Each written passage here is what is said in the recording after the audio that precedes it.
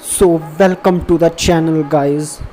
Batman Arkham Asylum, one of the best superhero games.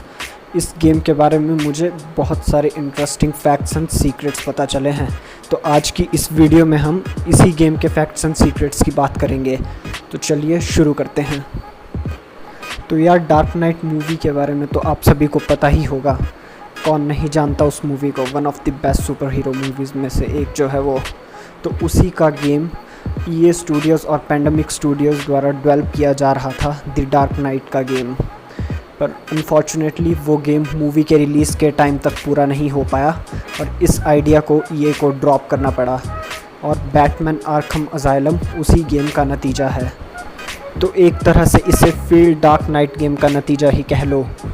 तो dark night game के fail होने की वजह से EA को $100 मिलियन का लॉस हुआ, और इसी के साथ EA में हज़ारों जॉब्स भी चली गई।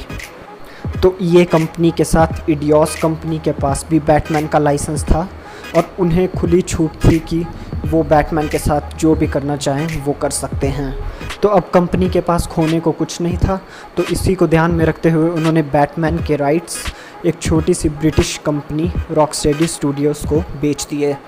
और ये बात तो आप सभी जानते ही हैं कि रॉकस्टेडी स्टूडियोज़ ही वही कंपनी है जिसने बैटमैन के ये पॉपुलर गेम्स को बनाया है। तो राइट्स खरीदते ही रॉकस्टेडी स्टूडियोज़ ने बैटमैन की नई गेम, जो कि बैटमैन आर्खम असाइलम है, उस पर काम करना शुरू कर दिया।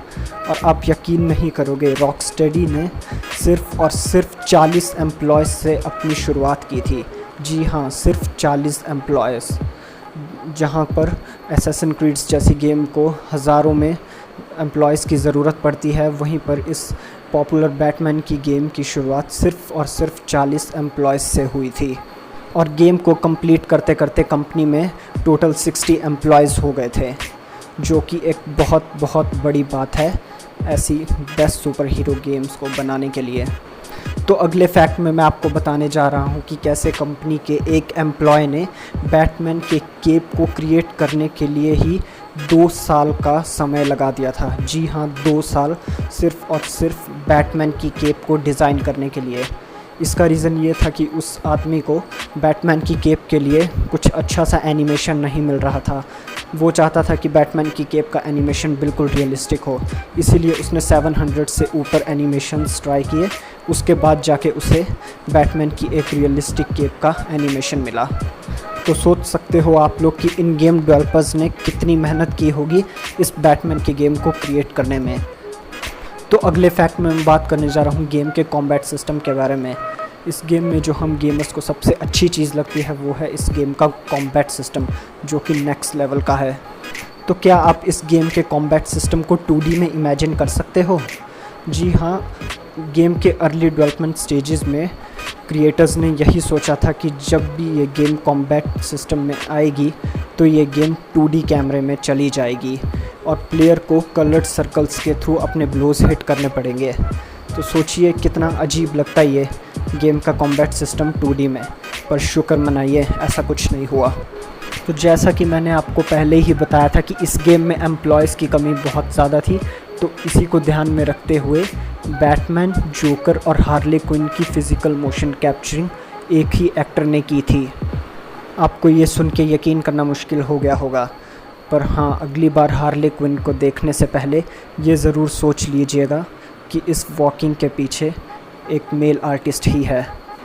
तो अगले फैक्ट में मैं आपको बताने जा रहा हूँ कि कैसे आर्खम सिटी के इवेंट्स आर्खम असाइलम में ही रॉकस्टेडी ने हिंट कर दिए थे। जी हाँ, आर्खम असाइलम के 7 मंथ्स कंप्लीट होने से पहले ही रॉकस्टेडी ने आर्खम सिटी की प्लानिंग शुरू कर दी थी, और इसी की वजह से उन्होंने आर्खम असाइलम में एक हिडन रूम छोड़ दिया। अनफॉर्चुनेटली इस रूम को कोई भी नहीं ढूंढ पाया। तो 6 महीने का वेट करने के बाद रॉकस्टेडी ने खुद ही बताया कि वार्डन के ऑफिस में एक वॉल है जिसको आपको 3 बार एक्सप्लोसिव जेल से हिट करना होगा। उसी रूम के अंदर आर्खम सिटी के इवेंट्स के हिंट्स छिपे हुए हैं, आप इसे ट्राई कर सकते हैं। तो आज के लास्ट फैक्ट में हम बात करेंगे बैटमैन के वेपन एक्सप्लोसिव जेल के बारे में। तो इसे आपने गेम में कई बार यूज़ किया होगा, जिसे बैटमैन वॉल पर एक छोटे से बैट की शेप में बनाता है। और मुझे लगता था कि वो एक स्माइली फेस ड्रॉ करता है। खैर छोड़िए। तो बैटमैन जब इस एक्सप्लोसिव जेल को वॉल पर स्प्रे कर रहा होता है तो ऐसा लगता है कि जैसे वो व्हिप्ड क्रीम की कैन को एम्प्टी कर रहा हो। एग्जैक्टली ऐसा ही किया रॉकस्टेडी स्टूडियोज़ ने।